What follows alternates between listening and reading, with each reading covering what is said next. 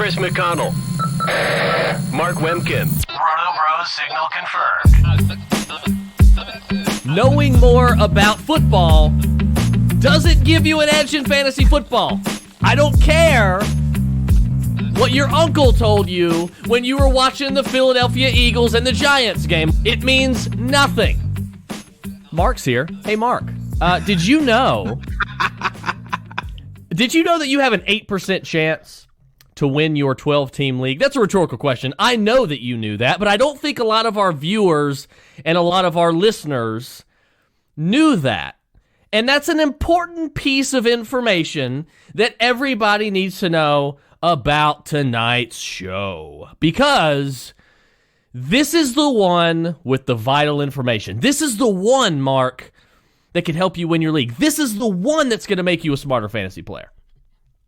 I didn't hear a freaking word you just said, Chris. I can't stop looking at the floating Falcons helmet. What the hell is going on there? Okay, so for the people that are watching the show live right now, this is my Atlanta Falcons hover helmet. And look, I got it for I dropped a 60 pound on it. So I'm like, hey, it's typically like $80, and I'm like, got it for $20 cheaper. I'll take it. You dropped a 60 pound? 60 pounds of what? 60 pounds of dollar bills, Mark. Just go with it here. Do you have any idea how much money 60 pounds of dollar bills is? You know what? I'm not into international currency. I don't want to get into that with you. We are not discussing international currency on the Roto Bros podcast. Chris, I am not discussing international currency. I'm discussing if you weighed out 60 pounds worth of US dollar bills. That's a decent amount of money. Anyway, I think I think the floating helmet is so cool. Send me a Snapchat of it. I want to see what it looks like on, like, not a live stream, but like a phone screen. Anyway, yeah, my biggest thing is, like, it's August. It's time to start drafting for home leagues. I have a home league draft coming up in about a week here, and I don't know. We've talked so much about players, everything is a player take, a nuanced player take, and we get it. There's nuance to fantasy football, and that's fine. But I think there is so much more actionable information out there just on structuring your lineup to win a fantasy league. And it's not just, I like this player in the 6th round, so I'm drafting this player in every draft, or I don't like this player in the 6th round, so even if he's there in the 8th round, I'm still not taking him. Like, I think there's just something to the structural strategies of a fantasy draft. Like, you win your league in different ways. You don't win your league by being right about players. You win your league by developing or building leverage against your teammates and finding your edge, establishing that edge, and utilizing it to the best of your abilities. And I think the biggest edge you can possibly have is just being able to recognize when your league mates are making mistakes and exploiting them to the absolute best of your abilities. Yeah, and you mentioned, and I'll give the credit here to you, you brought this whole discussion up, and I think a lot of people thought that we would probably actually disagree on this, but we didn't. We surprised everybody. And we actually agree for the most part, like almost wholeheartedly on this topic. There's little gray areas that we'll get into in a minute, but for the most part, we totally were walking hand in hand here, and we talk a lot of, especially in the Roto Bros Fantasy Advice Lounge, which you can check out. You see it scrolling across your screen, live viewers. Patreon.com/Roto Bros. Get on it. But we talk a lot about it in the Fantasy Lounge, and we talk a lot about it on, this show and on our sister pod, Darkly Dreaming Dynasty, and I do it even on the Mind of McConnell shows. Like we talk about this pretty much everywhere you and I are, because we are the highest IQ fantasy podcast in the industry. And this is important information. You are so full of yourself, aren't you? You know what, Mark? I just think that sometimes you just got to pat yourself on the back, and I think it's okay to do it. So we talk about this kind of stuff all the time. And you're right. It's not just about player evaluations and watching all the tape and figuring out you guys know, everybody that knows me knows, I love watching the tape and figuring out what these guys do well, okay, skill-wise, what they don't do well, what they need to improve on, schemes that they look like they would fit well, and it's fun for me. I enjoy it. I like it, and I like giving people that information about things that players are good at on tape. But just because a player is good on tape does not mean they're A, going to succeed in the NFL, and B, that they're going to be a good fantasy player. So just because you have a favorite player, or a player plays on your team, or there's any sort of reason for bias at all on a specific player, does not mean that is who you should get. Just because you are a Saints fan does not mean you need to go out and make sure that you add Traquan Smith, okay? That's not how you win in fantasy, okay?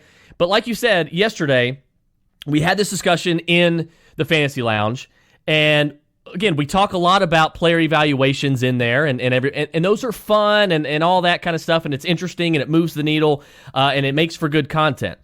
But again, you can't base your winning strategy on, oh, this guy looks good on film, or, oh, this is really one of my favorite players. I think he's going to bust out. Let me go ahead and draft him.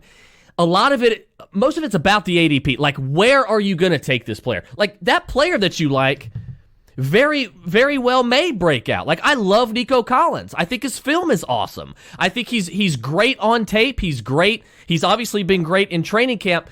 But I'm not going to sit here and go into a draft, no matter what format it is, and go into it and saying, I'm leaving this draft with Nico Collins. Like, that's not the way that you gain an edge over the other 9 or 11 players in your league. And so and even the other players in if you're playing in best ball. That is not the way to do it. That is a what we like to say a negative EV way to play fantasy.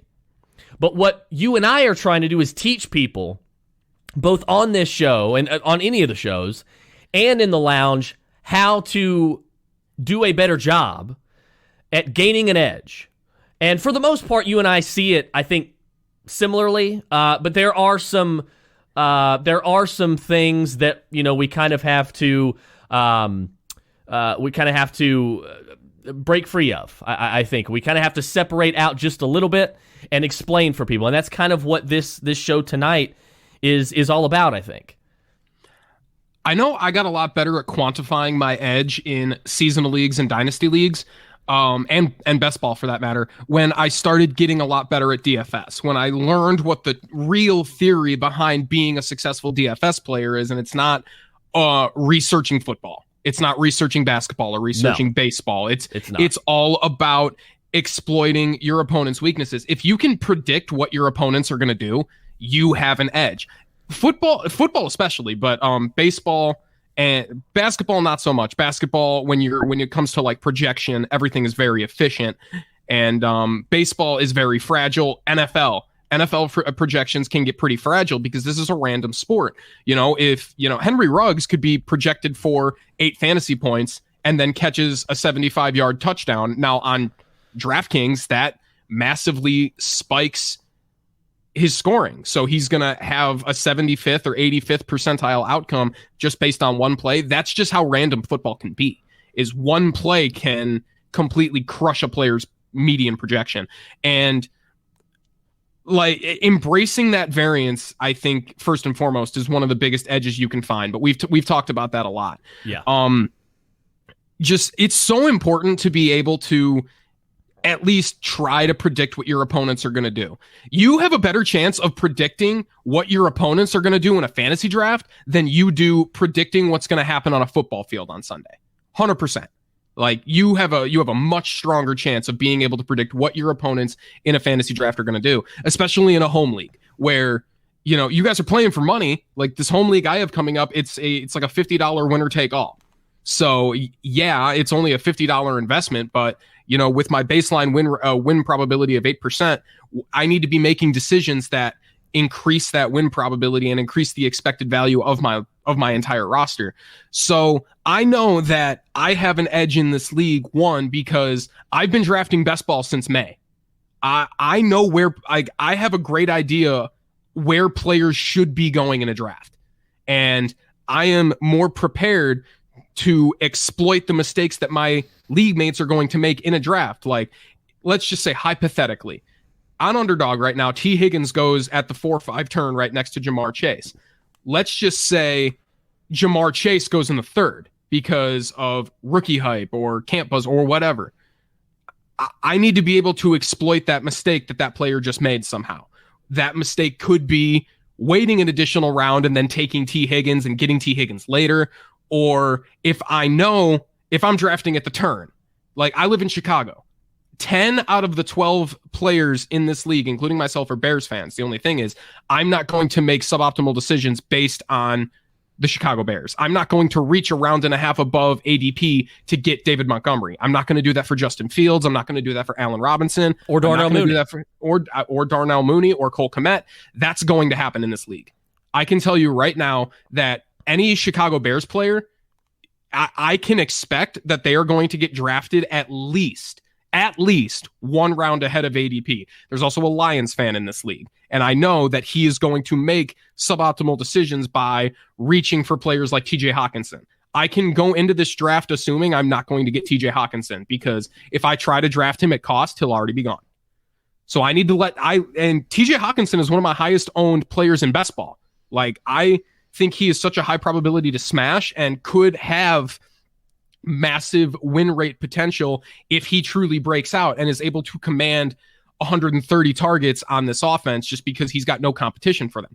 But I need to be able to let TJ Hawkinson go. I can't go into this draft and go, well, he's a 6th round pick, but I need to get him before this Lions fan does, so I need to draft him in the 4th round. No, that's a suboptimal decision. You are forfeiting your edge at that point. Your edge is going to be in this guy taking TJ Hawkinson 2 rounds above ADP just because he's Joe Lions fan or because he's Joe Bears fan.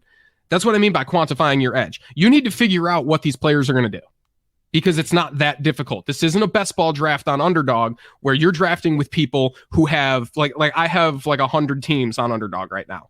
So I've drafted a decent amount, but there are guys out there with 1,000 drafts in their belts. That's who you're drafting against when you draft on Underdog. That's why ADP is so efficient, and we can trust that is where players should be going. When you're drafting with your league mates on ESPN.com, that is not where players should be going. That ADP is inefficient.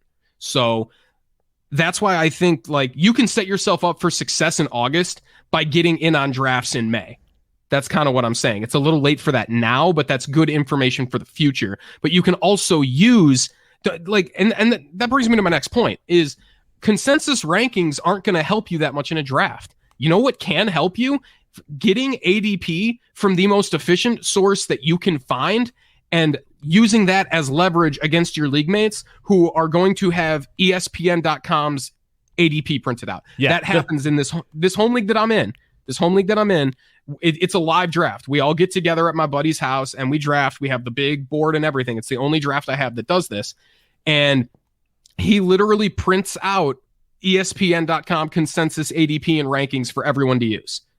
I'm not going to use it. I'm going to use Underdogs because I believe Underdogs is significantly more efficient and I will have an edge using it while everyone else is using something completely different. I can still use ESPN.com's rankings to try and predict what my opponents are going to do in this draft. Yeah, and that's an important piece, I think, to the puzzle, because a lot of people are just going to say, and I can't tell you, and this kind of segues into kind of what I wanted to mention, I can't tell you how many people have DM'd me on Facebook, on Twitter, and they're like, hey, where's your ranking sheet at? Now, for those of you who, I do make rankings, and I'll tell you why, and I'll tell you how. But before I do, there's a lot of people that ask for these rankings, and I've been doing them for years, you know, and but I do them a different way. And so, but lately what I've been doing is I've been putting them in the Roto Bros Fantasy Lounge. So if you're not a member of the Fantasy Lounge, go to patreon.com/Roto Bros. Check it out. We've got a rankings channel. That's where they're at. I keep them updated, all that kind of stuff. So anyway, but the way that I do it is a little bit different.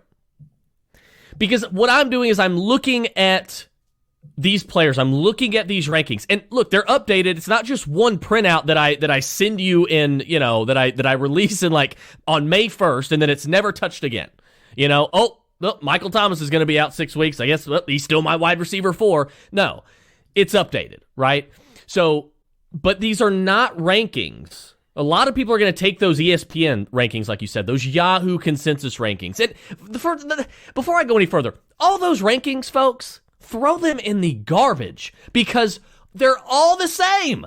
They're all the same. There's hardly any differences. Everybody has essentially the same top 10 running backs. They're switched a little bit. Maybe one guy's moved up and you're like, oh, that's kind of strange. For the most part, they're all going to look the same, okay?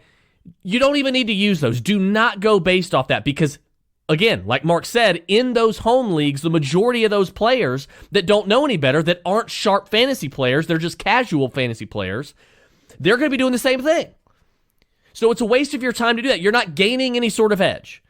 So the way that I create mine is when I'm building these rankings, I'm looking at, okay, what is the ceiling? What is the floor? What is the median? In other words, like a range of outcomes for these players. And I'm looking, okay, what can possibly happen for these players? I'm not just looking at the ceiling. I'm not just looking at, can a certain player finish as the number 1 player at their position? I'm looking at, what are the odds based on the situation, based on the scheme, based on the changes of the offense, based on situations, offensive line, whatever, what have you.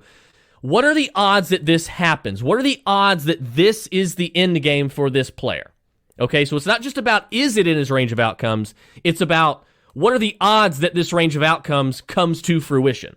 Okay, and so mine are a little bit different. So when I build my rankings, my rankings are based off of where I believe players are going to finish the season. Now but that isn't just enough. When you're drafting, if you're using mine, great. I'm flattered, but I urge you to do what Mark said and use Underdog ADP, use Fantasy Data ADP, use Fantasy Football, whatever you got to do. Use ADPs that are different than. You draft with ADPs. Don't just draft with consensus rankings because that's dangerous. You're not gaining an edge. Gain an edge a different way. You gotta kind of go off script from what everybody else in your league is doing. And I guarantee you, even in some of those leagues that you're in with sharper players, they're not all doing that same thing either. Okay, you're not going to have the same edge that you would in obviously a home league with all the casual guys. But you still may be able to create an edge, and it's not just the only way to create an edge. We're giving you multiple ways to do so. But that is a really important thing that you brought up, and I'm glad you brought up the whole ADP thing. No matter where you're getting them, I think it's important to use those in unison with whatever rankings you're going off of. But I would highly recommend people not use ESPN and Yahoo consensus rankings. Yeah, I mean, your best use for those is literally just using them as a predictive measure for what your opponents are going to do. Like if you're drafting, let's say you've got the 10th overall pick in a 12-team league, and let's just say it's the 9th round. All right, I have T. Higgins. I took T. Higgins at the 4 or 5 turn or wherever. Now I want to get my quarterback. It's the 9th round. I should probably start considering Joe Burrow so I can get the stack, whatever. And if you're drafting 10th, you can look ahead at your 11th and 12th picks in that league. You can look at their teams and think to yourself, like, all right, what can I hypothesize these guys are going to do based on who they've drafted and who is coming up on ESPN's rankings? Because they're using these rankings. You look ahead and they're like, okay, Joe Burrow is still like 8 spots down in these rankings. Both of these guys, or at least one of these guys has a quarterback. So you can kind of create a probability in your head, like, all right, one of these guys already has a quarterback. He's not taking Joe Burrow. The other guy doesn't have a quarterback, but Joe Burrow is still 8 spots down in the rankings. So instead of taking Burrow in the 9th, I can take another running back. I can take another wide receiver, and I can hope that Joe Burrow is still there 4 picks from now when I pick again. That's just a small way to gain an edge in a draft, just using ESPN's rankings. You're not going to use them for yourself. You're literally just using them to try and predict what somebody else is going to do. There's been a lot of work done this offseason just throughout the industry, and quite frankly, I think it's awesome. People have been analyzing best ball win rate a lot. You can there are flatter win rates across seasonal leagues. ESPN.com has those as well. I think Sleeper is working on them as well too. But win rate to me is just so important, and I think it's kind of similar to RPV, what you guys have pushed in the Black Book. We kind of talked about that in the Discord yesterday because I didn't know a ton about RPV. I haven't read it, or I haven't read about it, but I think it's similar to win rate, except, obviously RPV is going to take into account median projection for the coming season and everything, but win rate can tell you a big story just with these players. And I think moving on to our next point into finding an edge is that you need to be doing everything you possibly can to increase your win rate or your win probability.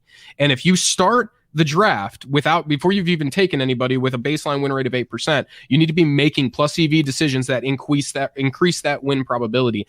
And I know NBC Sports Edge has done a lot of work on this about drafting running backs with legendary ceilings. Pat Kerrane specifically, if any of you guys follow him, elite follow in the fantasy industry if you don't. But he actually wrote an article recently about this, and I think there is so much actionable information in that article. Chris, let me ask you this. Who, in your eyes, in the, let's say, first 5 rounds of a fantasy draft, first 5 rounds, so you can pull up consensus ADP or whatever you want. I'm just going to consider Underdog because I know Underdog's ADP like the back of my hand at this point. Give me every running back that you think could post a 35% win rate like Christian McCaffrey did in 2019. This season in PPR? Yes. This season in PPR, give me every running back that you think could post a win rate like that. Because the only way they're posting a win rate like that is if they score 350, 400, 450 fantasy points. They have to have a monstrous season, or they need to be drafted in like the 17th or 18th round, or maybe even the 14th, and score like 250 or 300 fantasy points. That's the only way they're posting a win rate that high. So let's kind of stick to the higher capital draft picks and talk about those guys and how you can make a plus or negative EV decision in the first couple of rounds of your fantasy draft. Yeah, I think I want to preface something because I think a lot of people that are listening or watching this, I think one of the guys that's probably going to be on their list, they're just going to start naming all these great running backs, and then they're going to get to Derrick Henry and just automatically say, Derrick Henry. It's not in Derrick Henry's range of outcome. It's not. He doesn't catch enough passes. Okay, it is not in his range of outcomes to be that running back and do the thing that Christian McCaffrey did and post that sort of win rate and have that, or for those of you that read the Black Book, have that sort of RPV advantage over every other running back in the class. The guy ran for 2,000 yards, and he wasn't even the number one running back in fantasy football when he did that. So it's like that tells you right there he does not have that in his range of outcomes. Additionally, in a year where he's another year older, so it's only getting less likely that someone like Derrick Henry would have that. But my choices, Mark, would obviously be Christian McCaffrey. I think he could do it. He has the ability to do it again. I think Kamara has it. I think Cook has it, and I think Antonio Gibson is a guy I think that we've talked about. We both think he has that ceiling. And I'm going to be honest with you, and I don't know where you're at on this. And a lot of people just seem to forget about him for some reason. I think Aaron Jones has this in his range of outcomes now. Absolutely. Now, again, we know we both like Kylan Hill as a guy that maybe 2022 and beyond could become, either, maybe a guy that, takes a lot of work from Aaron Jones, or at the very least takes the majority of the pass catching work. We don't know if that could happen this year. A.J. Dillon would have to get hurt, but that's probably not going to happen in 2021. A.J. Dillon's not going to be the main pass catcher, okay? Jamal Williams was, by many, viewed the main pass catcher in that backfield, and he still didn't affect Aaron Jones all that much, okay? So now that he's gone, this is only going to be an even better thing for Aaron Jones. Good offensive line, great offense, great weapons, Hall of Fame quarterback.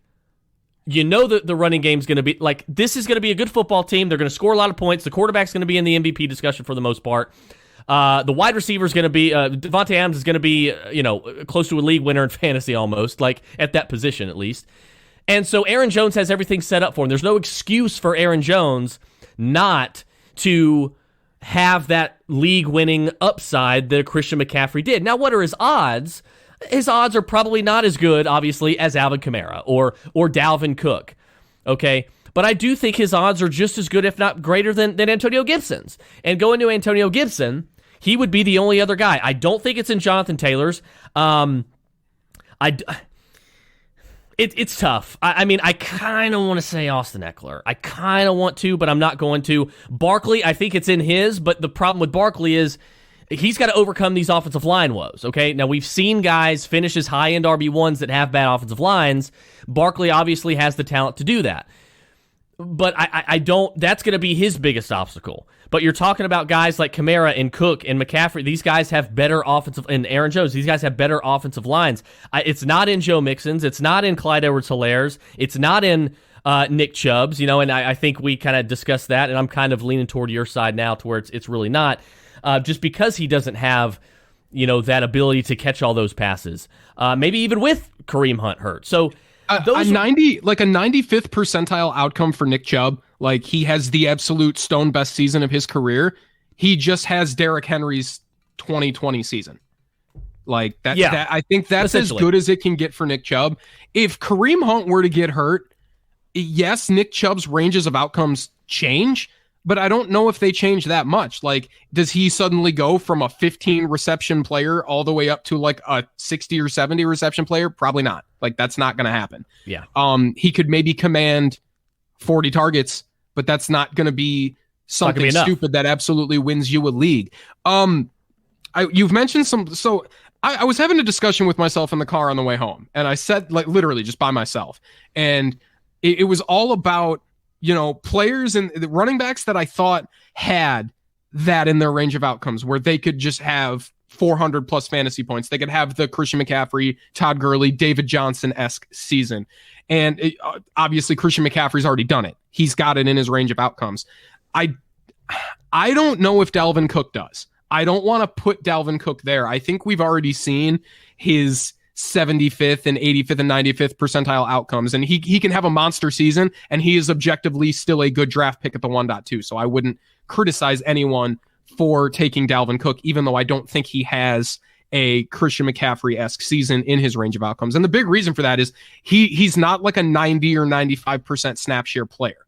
He never has been. When he's commanding as much usage as he possibly can, he's commanding like 70% snaps, 65% snaps, 75% snaps. A lot of the work, don't get me wrong, but he's a good pick, but he's not the Christian McCaffrey pick.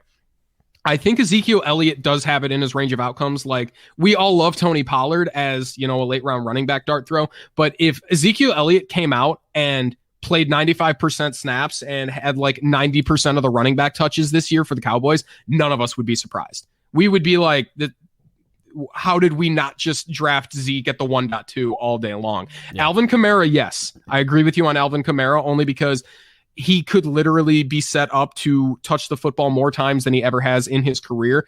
And he's probably going to see 100 targets again. It's always been the carries for him. He's got a goal line role, but he's never really had like a 250 carry season, and he could have that in his range of outcomes this year. So I agree with you on Alvin Kamara. Jonathan Taylor, I don't think has it, but he does have a Dalvin Cook-esque ceiling where like it could be like week 2 or week 3. And the same thing with Antonio Gibson, because Jonathan Taylor and Antonio Gibson are in like the exact same situation in this regard. It could be like week 3 and Nyheim Hines or JD McKissic could be commanding a bunch of targets and catching passes and averaging like 4 or 5 yards per target. And then Jonathan Taylor and Antonio Gibson, who are 230 pounds each and each run like a 4.3, they could just be getting 2.5 targets a game and taking them to the house because they're so freaking explosive that the coaching staffs could just be like, we're done. We're done with Nyheim Hines. We're done with JD McKissic. We're just going to keep giving this freak athlete as many targets as we can. And Jonathan Taylor suddenly has a path to 60 or 70 targets, or Antonio Gibson has a path to an even greater amount of targets because he's got a proven receiving skill set because he did it in college. So I would actually put Jonathan Taylor in that Dalvin Cook ceiling. Like, his ceiling is what Dalvin Cook's is. Everyone keeps saying that Jonathan Taylor's ceiling is Nick Chubb's. I disagree. No, we've got a 2-season sample of Jonathan Taylor being an efficient pass catcher. We know he can do it. We know he can do it. So I don't think it's just, I think it's a little unfair to just assume, all right, Jonathan Taylor's Nick Chubb. No, Jonathan Taylor's ceiling is either Dalvin Cook or Ezekiel Elliott. So I still think Jonathan Taylor at the 1-2 turn is an elite pick because his ceiling is monstrous. But Antonio Gibson's ceiling might actually be higher, and that's why I endorse taking him. What about Najee Harris?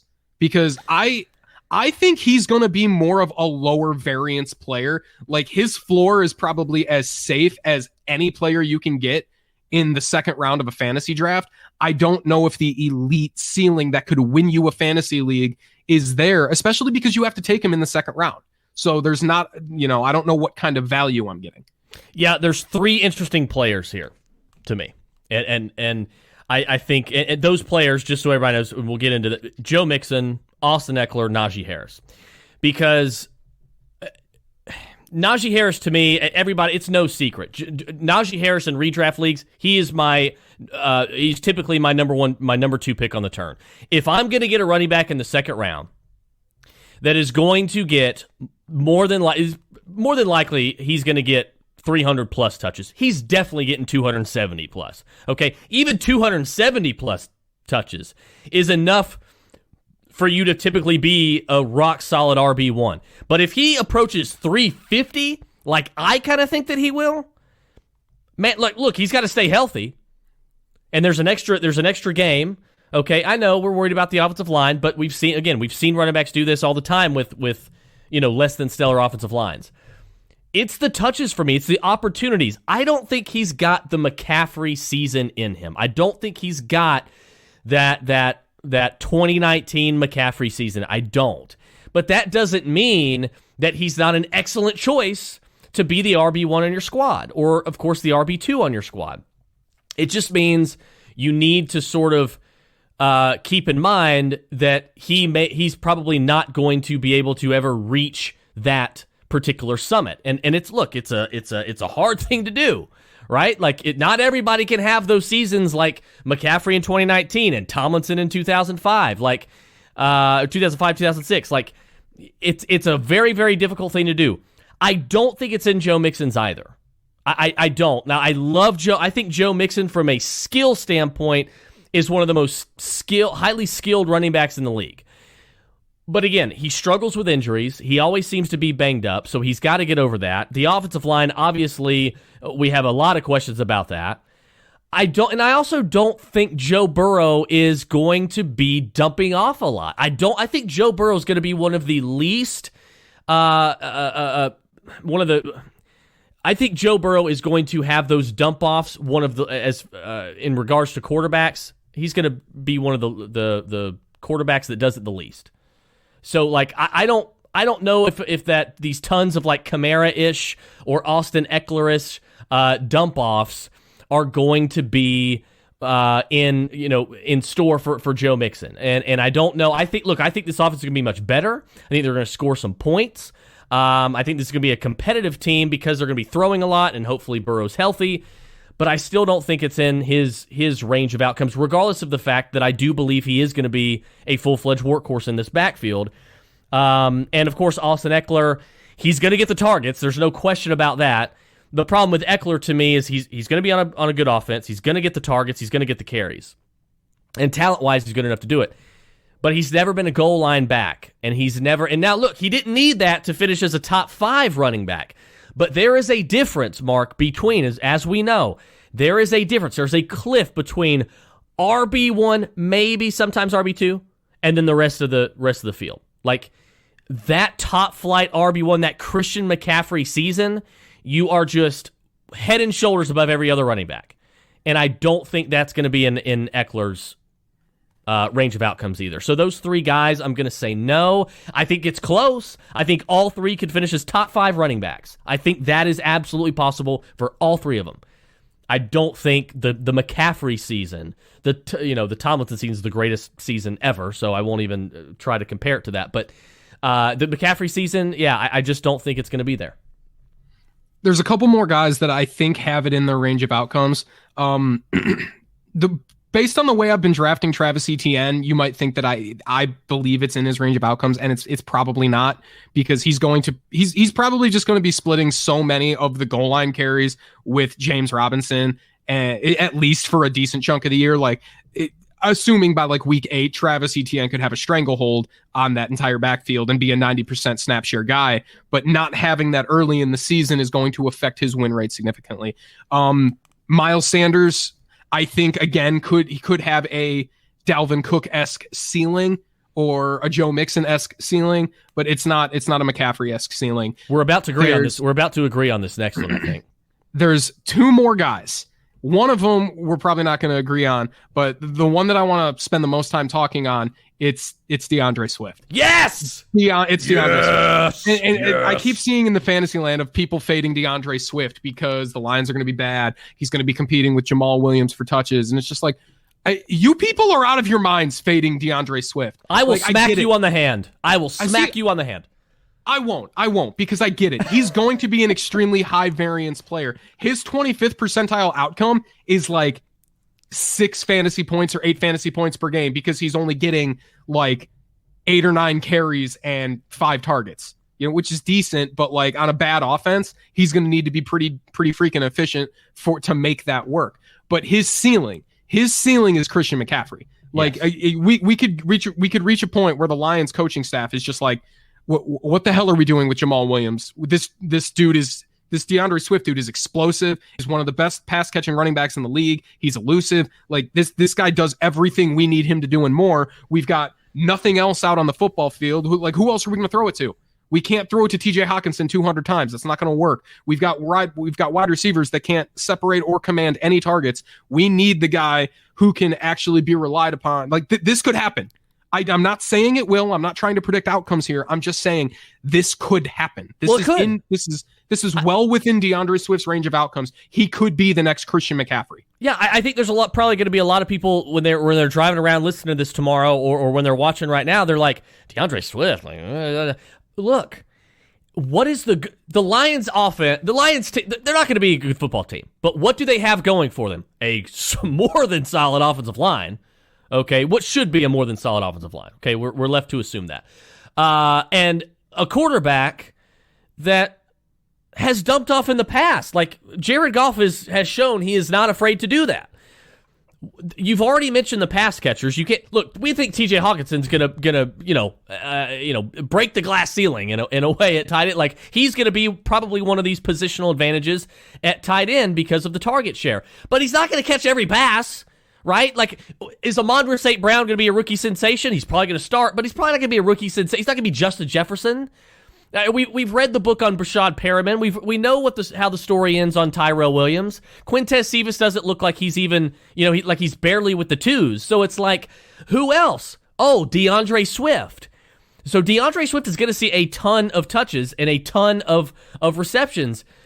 I don't know, a lot of people are looking, well, what about Jamal Williams? Well, Jamal Williams, again, was in Green Bay, and he never moved the needle for Aaron Jones. He never affected Aaron Jones. Aaron Jones was perfectly fine all 3 seasons since Aaron Jones has broken out.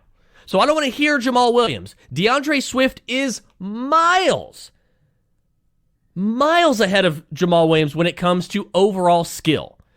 And DeAndre Swift, I'll tell you right now, DeAndre Swift is a more skilled running back than Aaron Jones. But I think we're going to see that this year. DeAndre Swift has almost 0 weaknesses.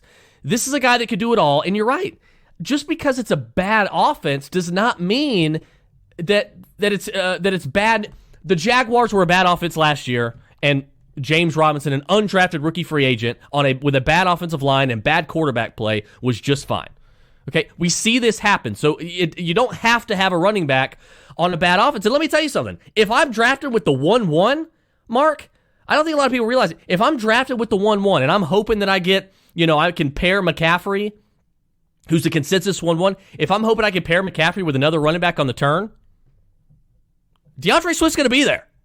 You're getting DeAndre Swift in the 3rd round right now. I've been drafting 10, 11, 12, and I'm getting him in the 3rd round nearly every single time.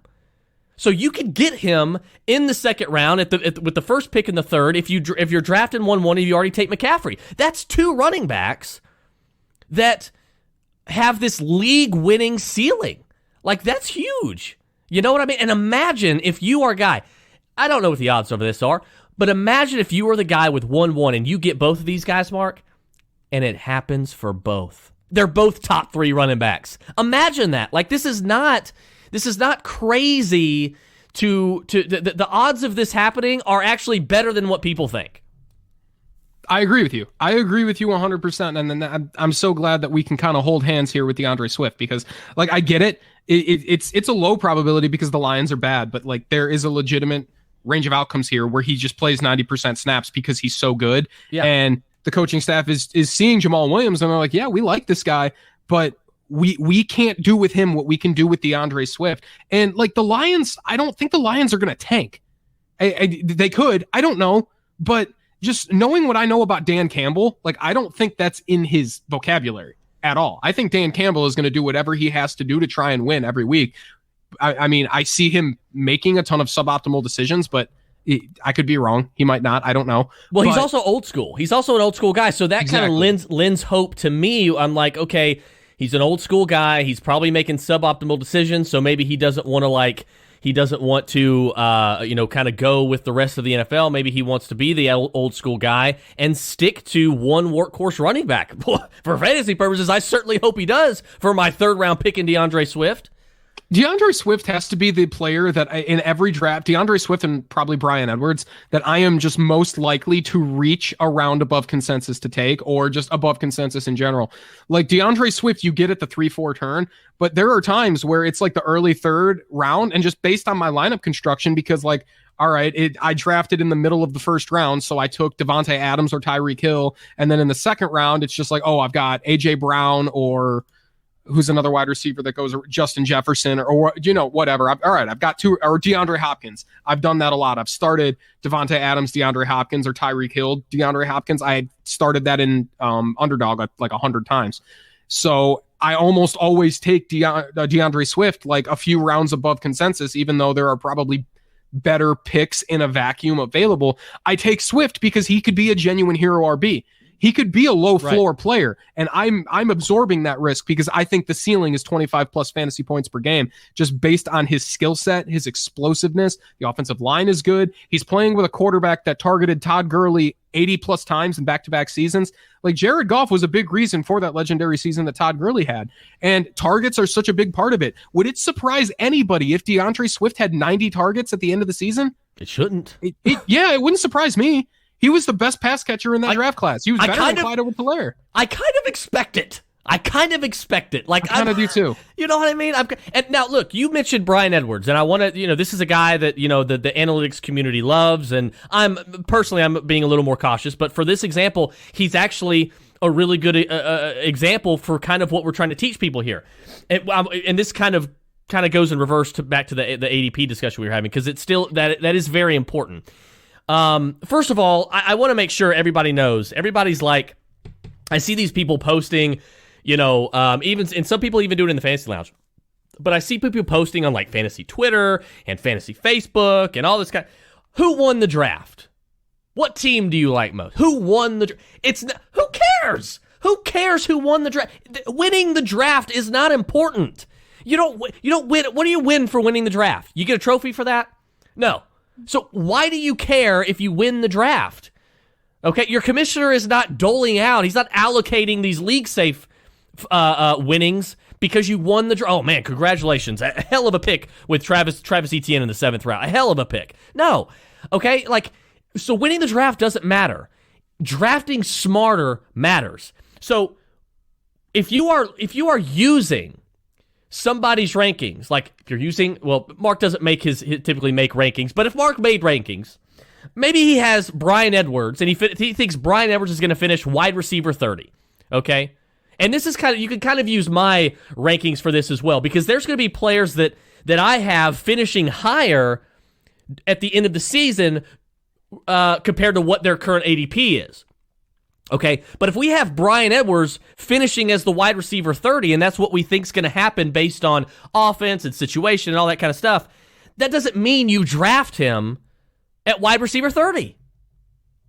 When you can get him as wide receiver 50, Why are you reaching 20 spots to get a guy, okay, that ESPN rankings we know are not going to be high on? So the noobs and the novice players in your home league are probably not going to be targeting, maybe not even at all. And if you're playing in a league with sharp players, yeah, they may have Brian Edwards in their draft queue.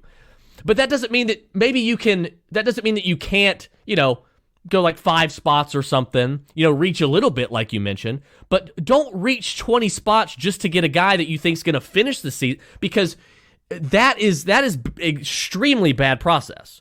There are players that I think are going to finish pretty. I think Devontae Smith could be a league winner this year at wide receiver. I think he could break fantasy from fantasy playoff time until the championship game. But that doesn't mean that I'm drafting him as my wide receiver 2, like in the 4th round. No. So I think people, I kind of wanted to go back to that because I wanted to make sure we cover that. Who cares where you think a guy finishes? There's a lot of people that are in on Adam Troutman. By the way, Mark, I'm kind of.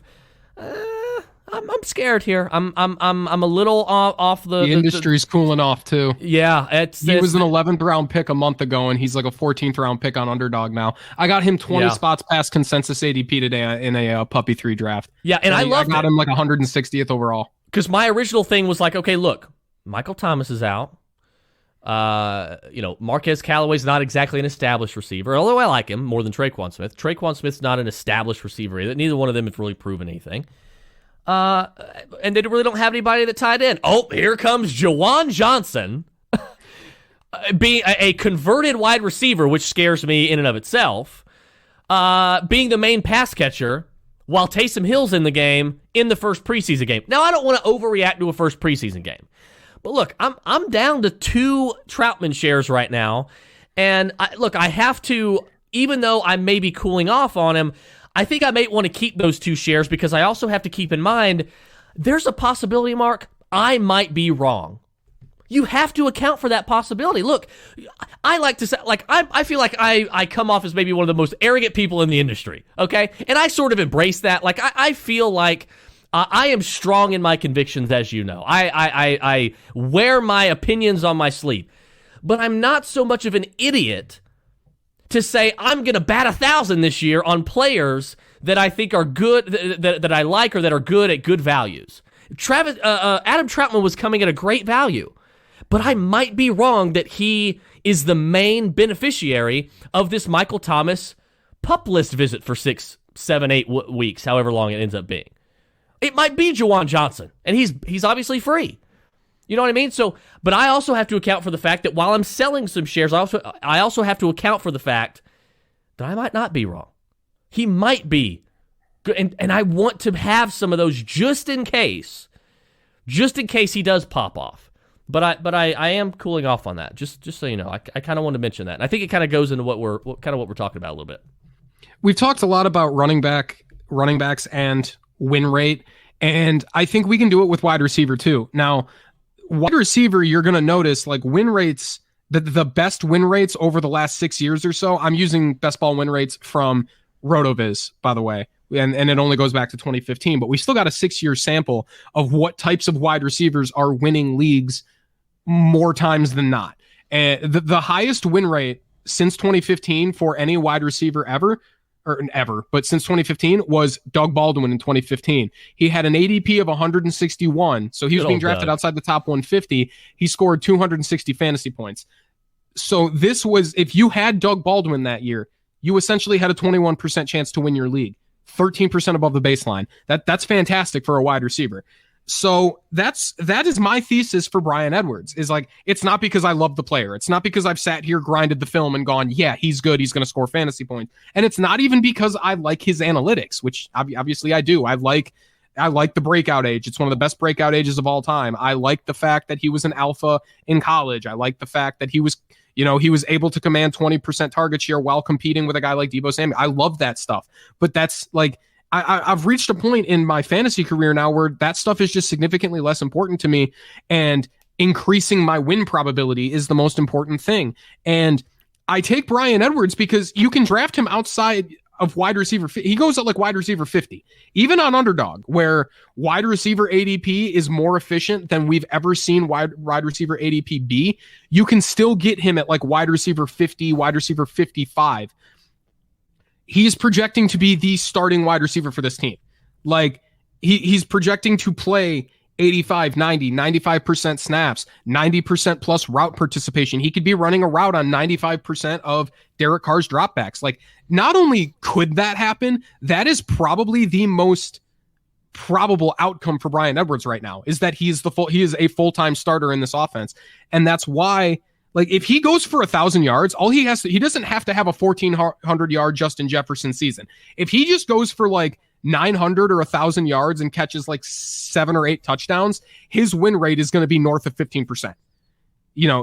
Twice above the base, or double the baseline, essentially. That's why I take Bryan Edwards as often as I do, because I think the probability that he is like a wide receiver 2 or even a high-end wide receiver 3 and can go for 900 or 1,000 yards can increase my team's win probability by just so much. Exactly, and one of our patrons, Dow, Jonathan Dow, said this in the chat as well. It's not about knowing who's good and bad. It's about knowing your player pool. Who's in the player? Know your player universe, right? Like, it doesn't matter if you think, who is good and who isn't. It doesn't matter that you think Bryan Edwards is good, right? What matters is being able to assess that player's ranges of outcomes. Okay. And I'm more so quoting you on this from the discussion we had yesterday.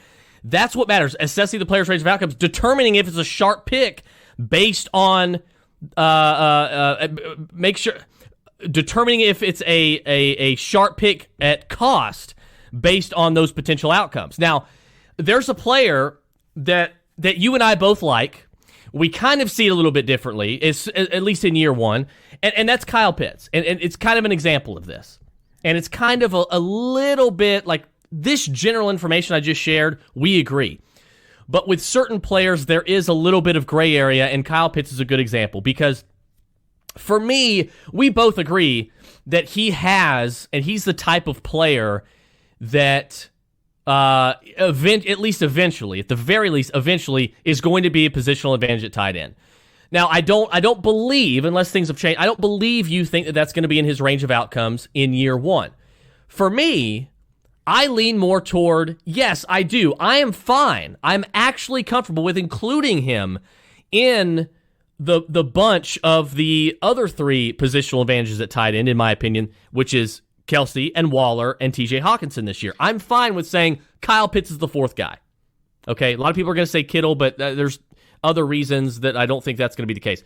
But I'm fine with including Kyle Pitts because he's the greatest tight end prospect we've ever seen. And I think we have to account for that because he's not just any other first-round tight end he's not just like a guy, a tight end drafted in the first round like Max Williams or Hayden Hurst, right? Like, he is the premier tight end prospect in NFL draft history. And I think that matters for something. So I believe that increases, that in and of itself increases the odds, and the situation that he's in, the fact that Julio's not there, increases his odds that is in his range of outcomes. Okay? So, but like you said, it's not about who you think is good and bad. You also need to assess what the odds of that outcome are. Okay? And even though you like Bryan Edwards, and you might have him finishing, you might say, yeah, I think he is going to get 800 yards and 6 touchdowns. And he's going to perform well above where I got him as my wide receiver, 5 or 7 or whatever it is. Like, you could probably get him as your 6th, 7th wide receiver right now on your team. But that doesn't mean just because you like him that you have to draft him as your wide receiver 4 to lock him in. You don't have to make bad decisions like that. Yeah, because you can usually find win rates, or guys that could increase your win probability a little later in the draft. You don't need to keep, just because you're above consensus on a guy doesn't mean you need to make a suboptimal decision. Like players at cost, you need to be able to let players go. And we talked about that earlier. If I have to take Bryan Edwards in the 10th or 11th round to get him, I'm just not going to get him. I'll take Rondale Moore. I can get Rondale Moore in the 10th or 11th round because that's where he's supposed to go. Bryan Edwards is supposed to go in the 13th or 14th round. So if I can't get him there, it's just like, all right, I'll diversify my player pool and I will go somewhere. I will go a different direction with this roster. I can let Bryan Edwards go because there's somebody else out here that could potentially increase my win probability. Wide receiver win rate is just so interesting. Over in 2019, we had two of the best wide receiver win rates, since 2015, just that's in RotoViz's database. That was DJ Chark and Terry McLaurin. These guys who both scored close to 200 fantasy points while being drafted outside the top 200. So that's another thing, is a guy that could occasionally either come off of waivers or a guy that you could draft in the 18th, 19th, 20th round of a league. Some guys, like there are guys that I'm throwing that dart at this year. Olamide Zaccheaus, I've thrown that dart. I think I've got 17 or 18% Olamide Zaccheaus on Underdog. I love to take him in Matt Ryan stacks, but he's a fine pick, I think, outside of Matt Ryan stacks as well. He's a guy who could project to be a starter. Could he get relegated? Yes. Whatever. He could be a low probability to hit. That's fine. But one thing to remember with football and fantasy football is a 20% chance for a certain outcome to happen is actually a pretty high probability. Like a 20% chance is obviously okay. It's lower than a 50 or 60% chance or a 50 or 60% outcome. Fine. But you can absorb that 20% chance because people see that 15 or 20% probability and think that's never going to happen. No, that's not how that works. That still happens 15 to 20 times out of 100 or 2 times out of 10. This still happens. It's still very possible. And the rest comes down to variance at that point.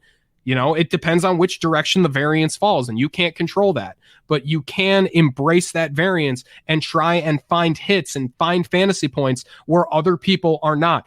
If you find 200 fantasy points in the 18th round, you are the only guy in your league that did. Yeah. You are probably the only guy in your league that did, and that gives you so much leverage because nobody else found those fantasy points. Nobody else found that contribution to their team that late in the draft. So it gives you so much more leverage. And that's where my DFS concepts that I've learned over the last 2 years come into play in seasonal leagues, is you're still trying to find leverage over your league mates. You're still trying to exploit the mistakes that they make. You're not trying to pick the best players and play the best plays to win. You're trying to exploit the mistakes your league mates make. Yeah, and another thing is I want to mention is just because you may not like a player, like I understand the love for Bryan. Like I get it. I'm not a Bryan Edwards. I don't hate Bryan Edwards. I want to make sure, but I don't, love Bryan Edwards. I would say like you do. If it comes down and these guys are going, there's a 3-spot variance between these guys. Wide receiver 57 Marquez Callaway and wide receiver 60 Bryan Edwards. Like, okay, which one do I think is going to have a better season? Marquez Callaway. But just because I don't like Bryan, maybe somebody snipes Marquez Callaway. It's it's the last pick in the draft. Okay, it's the last round, last pick in the draft. Somebody snipes Marquez Callaway, and I'm sitting there, kind of need a wide receiver. A.J. Green's there. Gabriel Davis is there. T.Y. Hilton's there. Bryan Edwards is there. Okay, are we going to put that much trust into T.Y. Hilton? What's his ceiling? Gabriel Davis, Emmanuel Sanders is there, correct? Like, what is his ceiling? Like, his ceiling is sort of capped now. AJ Green, we're not worried about AJ Green, right? We've read the book on that. We know how that's probably going to end. He's 33 years old. Okay. Why would you not? Even if you don't like Bryan Edwards, you've got to swallow your pride and say, look, and I've done it a couple times. And I've even added Bryan Edwards, and I showed you proof. Like, you got to swallow your pride and say, yeah, I don't think he's likely to break out, but it's the last pick in the damn draft, so who cares? Like, it's an upside pick. What if Darren Waller, and you know me, so I don't have a problem putting this out in the universe because I am not a superstitious person. I'm a little stitious, but I'm not what if Darren Waller gets hurt tomorrow? He's out for the year. Who's going to get at the targets? Mark? Is Henry Ruggs really going to be a volume hog? Probably not. Is it going to be John? Edwards could be. John Brown? Probably not. Bryan Edwards, all the way to the moon at that point. So, like, there's a possibility. You have to account for that. Okay? And if Bryan Edwards is like the 5th receiver on the team, it's a different story. Maybe like last year, it's a different story. But now he's projected to be the starting one of the starting 2 wide receivers. Like, yeah, he's not going to be top 1 on the he may not even be second on the totem pole in targets. He might be third. And if something happens to Darren Waller, well, guess what? Bryan Edwards is there, and now you just locked him in with your last pick. Now, you might end up dropping him, by week 4. Who knows? But just because you don't like a player doesn't mean that you shouldn't take a chance. Now, there's always going to be players that we are probably, for the most part, going to be like, no, staying away from. Like we're not really going out and being shares of like AJ Green in seasonal leagues, are we? No. Right? Like I would venture to say you and I, but I know I don't. I would venture to say you'd have 0 shares of AJ Green in a seasonal managed league. No, I definitely have some AJ. Oh, okay. Seasonal managed league? No, I would not draft AJ Green. Exactly. I have some AJ Green in best ball and some best Kyler ball, Murray yes. stacks. Yes. But like these are like guys like that have a high, not like AJ Green, like Bryan Edwards going in this range. Bryan Edwards, Amon-Ra St. Brown, who we know now has been running with the ones the majority of camp. It looks like Amon-Ra St. Brown's going to be a day 1 starter. And keep in mind, nobody saw Terry McLaurin's breakout coming, did we? No, I did. Well, okay, but nobody thought that he was going to turn into Terry McScoring, like not that quickly. No, nobody thought he was going to be F1 that quick. Right. Amon-Ra St. Brown that's in his range of outcomes. He could turn into a Terry McLaurin type of player in year 1. There's nobody else other than TJ Hawkinson, but there's got to be another person taking those receiver targets. Amon-Ra St. Brown could be that guy. So you're getting him as wide receiver 61, Bryan Edwards wide receiver 60, Terrace Marshall wide receiver 59, and Marquez Callaway at 57. So these are guys at the last pick of the draft. Even if you don't like them, you can take a shot. Like that is a smart way to play. Don't play based on team bias or by feeling, right? Like you can have convictions. That's fine. I have plenty of them. But don't let them rule the way that you draft, the way that you play, the way that you run your waiver wire, right? Like, don't let that happen. I just realized there was one more running back I wanted to talk about after DeAndre Swift that I think has an elite legendary ceiling. Like, I could maybe be talked off of this ledge. It's just something I've been thinking about recently, and I've been taking him more and more because I don't think his ADP is efficient enough. And it's Darrell Henderson. Like, do you think Darrell Henderson has it in his range of outcomes? Like, look at what's behind him. It's Xavier Jones, Jake Funk, these guys who I've literally never heard of. And apparently Xavier Jones and Jake Funk truthers exist. I didn't know they were a thing, but apparently they exist. I had never heard of these guys until Cam Akers got hurt. But just knowing what's behind him, and the season starts in 2 weeks. And the Rams haven't brought anybody in to compete with Darrell Henderson. Is there a real possibility that Darrell Henderson is just playing 80 or 90% snaps? Because I think there is. And you're getting him at the 4-5 turn now. And his ADP should have went higher. See, I disagree. I don't think it's too rich. I was ready to be completely out on Darrell Henderson because I thought he was going to get pushed into the 3rd round where I would just be taking DeAndre Swift over him every time. But now it's like, okay, Darrell Henderson or Travis Etienne. Okay, now I actually have to think about this. Like, Travis Etienne, I love him. He's got great upside. His ceiling is massive, but we know he's going to be competing with James Robinson for at least the first half of the season. Darrell Henderson's not competing with anybody, and he could be on a really productive offense. He could be playing 80 or 90% snaps. He could be seeing 4 or 5 targets a game. That could happen. That could happen, and he could be the guy. He could be the had to have him guy. He could be the 30% win rate or 25% win rate guy just because there's nobody else there. He's explosive. He caught passes in college. I feel like his ADP didn't correct enough. You know that when Cam Akers was healthy, I was saying, look, I think Darrell Henderson's going to be more involved in this offense than a lot of people think. But it doesn't seem to me like Sean McVay likes him all that much for whatever reason. Like, it just doesn't seem. It doesn't seem that, like, I get, and I'm not as Jake Funk, Xavier Jones. Like, I'm not one of the reasons that Xavier Jones and Jake Funk are like trending on, Player Profiler or Sleeper. But like, I do. I tend to think that, not Jake Funk, but I tend to think that Xavier Jones is going to be heavily involved. I don't think Sean McVay, I honestly think he has learned from the Todd Gurley days. I don't, and even the can't make, like, I don't think he is going to commit to one guy being an absolute workhorse. I just don't. I really think they want to get Xavier Jones involved in this offense.